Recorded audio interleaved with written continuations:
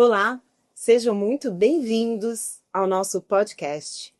Seguimos em celebração pelos 20 anos da Câmara Arbitral do Sistema Unimed.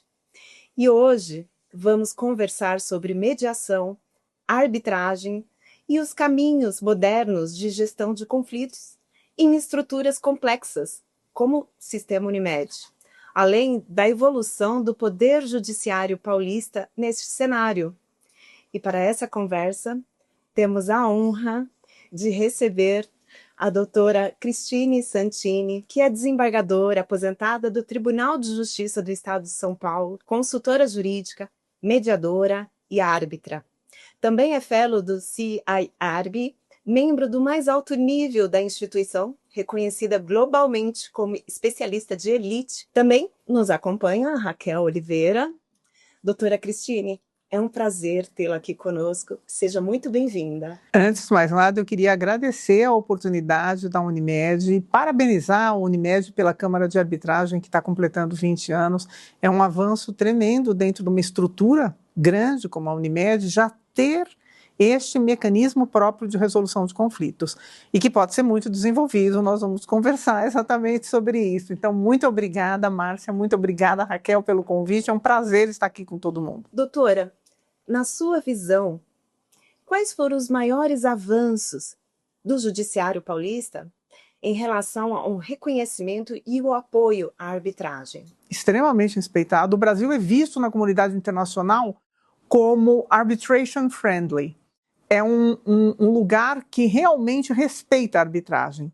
Nisso, eu posso dizer com muito orgulho de ter participado do Tribunal de Justiça de São Paulo. O Tribunal de Justiça de São Paulo tem um papel muito importante, porque os grandes casos, os maiores, o maior número de casos está no Judiciário de São Paulo.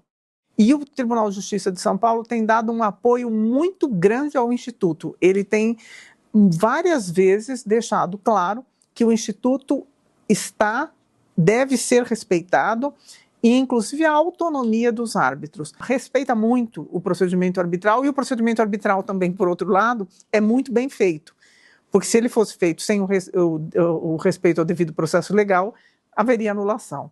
Então, existe realmente um desenvolvimento muito bom da arbitragem no Brasil. Raquel, você quer fazer uma estaria. Doutora, a senhora percebe que tem uma mudança cultural também entre essas empresas e instituições em relação a esses mecanismos? Com certeza.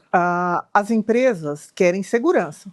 Elas não utilizariam um instituto se elas entendessem que esse instituto ia ser um problema no futuro, na hora de realmente aplicar a decisão arbitral.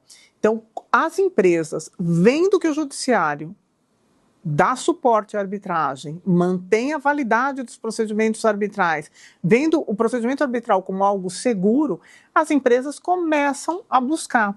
E pensem o seguinte, quando o caso é muito técnico, como nos casos da Unimed, que são coisas muito técnicas, muito específicas do Grupo Unimed, a arbitragem te dá a possibilidade de escolha do árbitro. Um árbitro que conheça profundamente aquele assunto técnico, certo?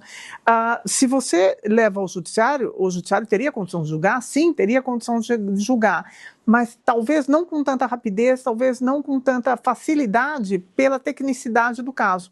Então, as empresas têm buscado os procedimentos arbitrais, tem patrocinado, né, a opção pela arbitragem nos contratos. E agora, olhando um pouquinho para o futuro, qual a tendência que a doutora enxerga para mediação e arbitragem, especialmente nesses setores mais organizados e complexos, como é o Sistema Unimed?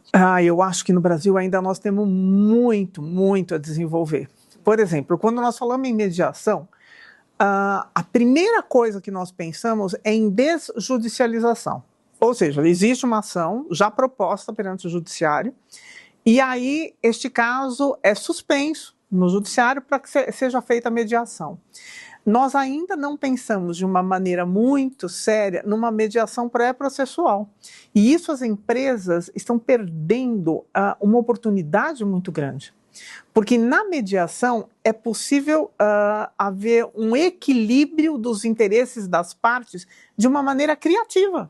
de uma maneira que envolva uma negociação paralela, uma negociação para o futuro, o que não haveria no judiciário e não haveria na arbitragem também, porque no judiciário e na arbitragem se decide o conflito que foi posto. Nos Estados Unidos, por exemplo, nós temos uma experiência fantástica do JAMS. O JAMS é um provedor de resolução de disputas, foi fundado em 1979, é um dos maiores provedores de resolução alternativa de disputas do mundo. E eles têm um programa que chama JAMS Pathways. Técnicos do JAMS, normalmente advogados, grandes mediadores, etc., vão até uma empresa, verificam na empresa quais são os setores que estão com problema e já colocam caminhos, por isso que se chama pathways, para que aquela solução que pode gerar um conflito seja resolvida antes de se instaurar um conflito. Na hora que percebe que está havendo algum problema na empresa, já se verifica isso. E isso pode ser feito assim, várias vezes, de uma maneira preventiva dentro da empresa. Isso no Brasil ainda não existe nada nem parecido. Doutora, dentro dessa perspectiva moderna de governança, né, e ganha força também essa ideia, né, de criação de um núcleo de gestão de conflitos independente da ouvidoria, né, e do departamento jurídico, especialmente para os casos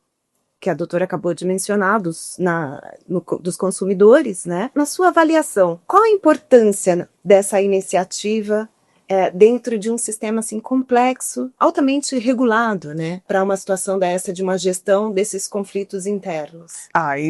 Eu sou uma das grandes pregadoras da criação desses núcleos de conflitos, independentes do saque, independentes da ouvidoria, independentes do jurídico e, na verdade, com independência funcional. Porque a pessoa que liderar esse núcleo, ela tem que ter independência para analisar o caso e passar a análise dela para a alta direção da companhia.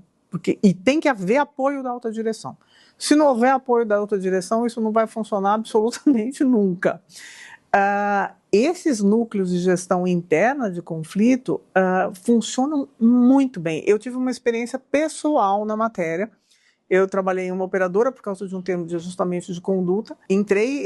Montei esse tipo de núcleo dentro da operadora. E o que acontecia? Quando havia um problema de consumidor, ou quando esses casos não eram resolvidos nem no saque, na ouvidoria, eles vinham para mim. E outros casos, verificando que ia haver uma judicialização e uma judicialização complicada. Então já se iniciava uma negociação para se resolver esse conflito.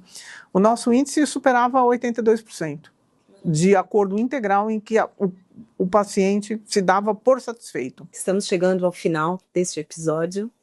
Quero agradecer imensamente a presença da nossa convidada aqui e a riqueza das reflexões compartilhadas sobre a mediação, a arbitragem, a gestão qualificada destes conflitos. Então, doutora de coração, foi um prazer recebê-la aqui. Foi uma honra participar mais uma vez desse podcast. Doutora, muito obrigada pelas contribuições, pela aula, né?